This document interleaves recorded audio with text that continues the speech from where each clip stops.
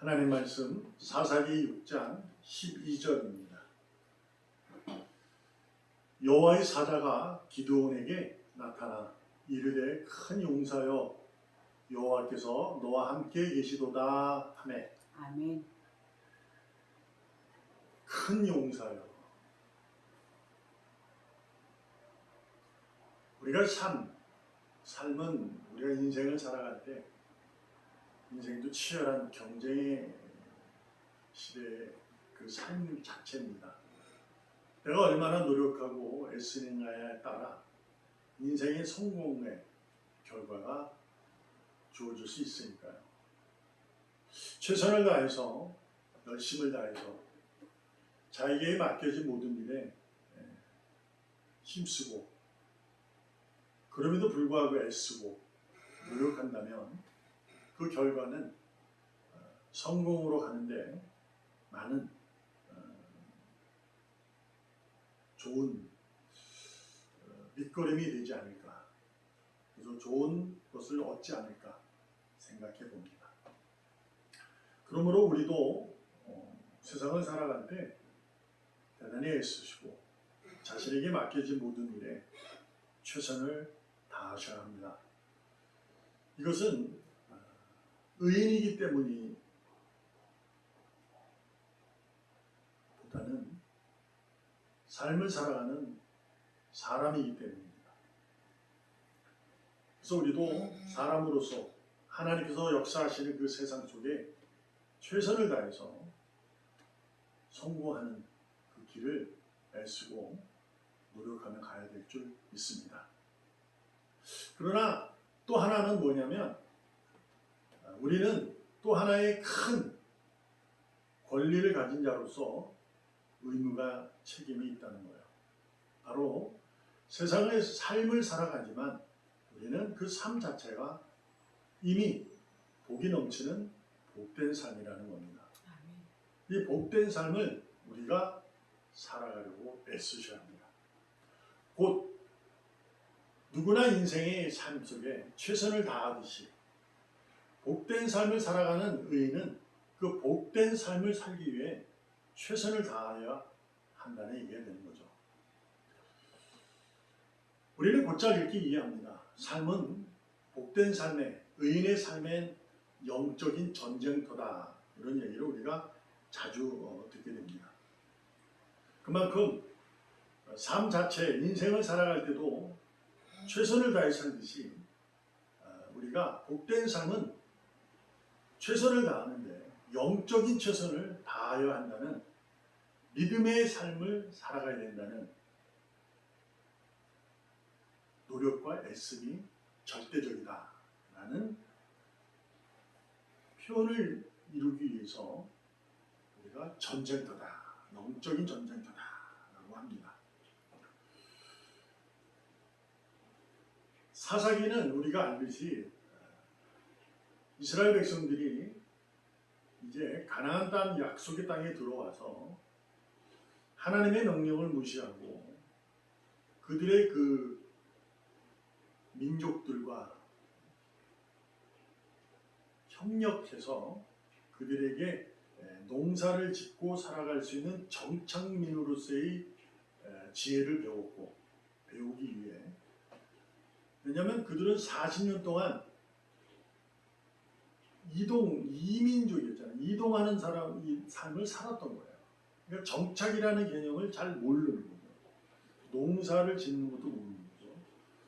그래서 그들과 잘 살기 위해서, 자기들이 살기 위해서죠. 그래서 협력하게 된 모습이 이제 사사기의 기록인데, 이 사사기의 기록이 왜 이루어졌는가 보면은 그것은 계속 죄짓고 용서받고 죄짓고 용서받고 죄짓고 용서받는 사이클입니다.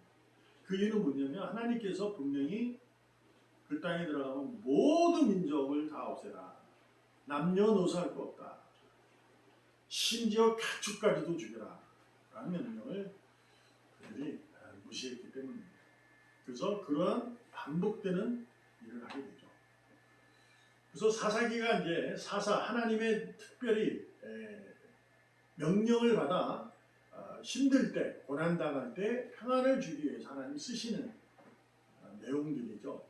그러한 영웅들이 드러나는 거예요. 위기 속에 영웅이 나타난다. 그래서 이 사사기는 이제 영웅의 이야기라 볼 수 있는 거죠.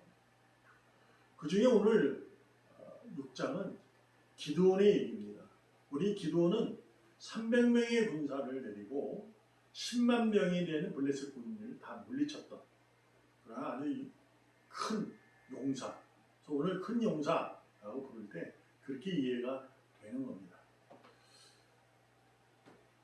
근데 먼저 생각해 것은 기드온은 하나님의 사람인 것은 분명합니다. 그러나 주변 국가가 너무 세서 무서워서 그는 밤에 몰래 제사 지내고 하나님께 예배하고 이렇게 숨어 지냈던 아주 나약한 인간이었어요. 근데 하나님이 그를 큰 용사라고 부르는 거예요. 너는 큰 용사다. 이해가 안 되잖아요. 기도는 이해가 안 되는 거예요. 왜냐하면 자신이 자신을 더 잘 알잖아요. 내가 어떻게 큰 용사입니까? 라고 하는 거죠. 우리가 먼저 생각해 볼 것은 삶은 복된 삶은 영적인 전쟁터이기 때문에 의인은 큰 용사로 진리를 세상에서 분별하면서 헌신하는 그러한 지속적인 삶을 살아야 돼요. 이게 영적 전쟁의 승리자의 모습이에요. 그래서 우리는 늘 진리를 세상에서 분별해서 진리를 가지고 그리고 잘 선택하고 능력 발휘해서 지혜롭게 최선을 다해서 살아가는 거예요.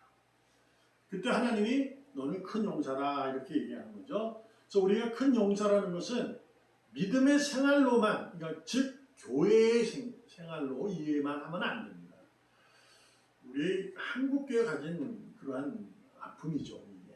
이 잘못이라기보다도 오해된 때문에 그래요. 그래서 큰 용사라고 할 때 이것은 교회 생활로만 이해를 하는 거예요. 그래서 집에 가면 안 그래요. 그런 일이 엄청 많아요. 지금도 잘못된 신앙을 가지고 있는 우리의 믿음의 선배님들, 우리 주변의 친척들, 형제들도 굉장히 많잖아요. 그럴 때마다 이제 마음이 아프긴 합니다만, 우리가 먼저 알아야 할 것은 이제 기드온에 대해서도 알아야 돼요. 기드온은 세상이 두려운 거예요. 근데 그는 하나님의 사람으로 살기 위해서 애쓰셨어요. 하나님이 근데 그에게 나타나서 넌 큰 용사다. 네가 평안을 갖다 줄 거야. 이렇게 얘기하니까 그는 두려운 사람인데 더 두려움이 앞서게 된 거죠. 제가 무슨 어떻게 큰 용사입니까? 근데 그럼에도 불구하고 주님은 자신의 천사를 통해서 너는 큰 용사다고 말하면 단호하게 너는 이렇게 될 거니까 나중에 네가 300명을 데리고 와서 10만 명 물리칠 거야. 그래서 넌 큰 용사가 될 거다. 이렇게 얘기하지 않으시고 그냥 단호한 너는 큰 용사야. 이렇게 얘기합니다. 근데 여기서 우리가 살펴볼 게 뭐냐면 큰 용사여 라고 부르면서 여호와께서 너와 함께 계시다라는 거죠. 우리는 큰 용사로 이해되면 기드온이 300명을 데리고 10만 명을 물리쳐서 승리를 얻었다. 이래서 큰 용사구나 이렇게 이해를 해요. 근데 그렇지 않아요. 주님이 단호하시는 뭐냐면 내가 너와 함께하기 때문이다라는 얘기예요. 그래서 너는 용사다 이거예요. 근데도 큰 용사다 이렇게 얘기를 하는 거죠.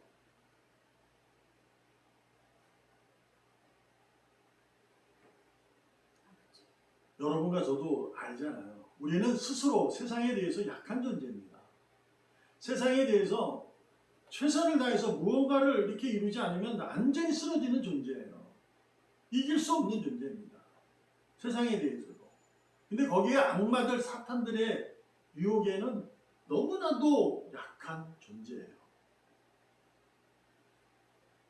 그러나 주님은 의인을 그 세상에 약한 존재를 큰 용사라 부르며 그들이 이기며 살게 하신다라게 한다는 겁니다.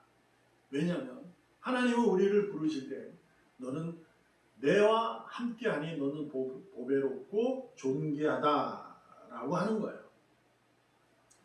하나님이 그렇게 하셨어요. 그래서 우리는 용서해요. 그럼에도 불구하고 기도원도 알지만 우리도 알지만 내가 예수를 믿고 하나님을 찬양은 하지만 역시 세상은 두렵거든요. 그래서 두려운 거예요. 어떻게 그럴 수 있을까? 다시 말씀드리지만 함께하기 때문인 거죠. 아멘. 자, 신명기 또한 31장 6절에 가봅니다. 너희는 강하고 담대하라. 두려워하지 말라. 그들 앞에서 떨지 말라. 이는 네 하나님 여호와 그가 너와 함께 하시며 결코 너를 떠나지 아니하시며 버리지 아니하실 것이니라. 우리가 강하고 담대하고 두려워하지 말라는 그 두려움 속에 강하고 담대한 이유는 그들 앞에서 떨지 말라는 것은 주님이 함께 하시기 때문이라는 거예요. 아멘. 이 의미를 가만히 귀담아 듣고 마음에 새기면 이런 겁니다. 세상은 여전히 두렵다는 겁니다. 세상은 나에게 유혹이 오고서 떨 수밖에 없는 약한 존재라는 거예요. 근데 하나님이 강하고 담대하라는 거예요. 왜? 내가 너와 함께 하니까. 라는 얘기입니다. 그래서 여러분과 저는 큰 용사라는 얘기가 되는 겁니다. 만물을 다스리시는 주 여호와 하나님께서 나와 함께 하는 거예요. 우리와 함께 하는 거예요. 그래서 나는 큰 용사가 된 겁니다. 그러면 그 용사로 우리는 또한 그렇게 살아야겠죠. 그래서 기도는 어떻게 합니까? 하나님을 시험합니다. 요만큼만 비 안 내리게. 아니, 요만큼만 비 내리게. 이슬비. 이게 시험하잖아요. 여러분도 저도 마찬가지예요. 기도원이 하나님을 믿지 않았기 때문에 시험했다? 그거 아닙니다. 세상은 여전히 두려운 거예요. 왜냐하면 하나님이 너와 함께하니 나는 만물의 주관자이시니 알잖아요. 그거는 기도원의 아버지, 할아버지 쭉 들어왔던 얘기니까 알아요. 그런데 지금 설사 어떻게 됐어요? 블레셋 군대들에게 지금 핍박받고 있잖아요. 현실이 그렇다는 거예요. 하나님은 만물의 주관자이 아닌데 어떻게 안 떨 수 있어요? 그러니까 하나님을 시험할 수밖에 없는 거예요. 이게 잘못이다? 믿음이 없다? 그런 얘기가 아닙니다. 믿음이 없는 것이 아니라 두렵다는 거예요. 계속해서 두렵다는 거죠.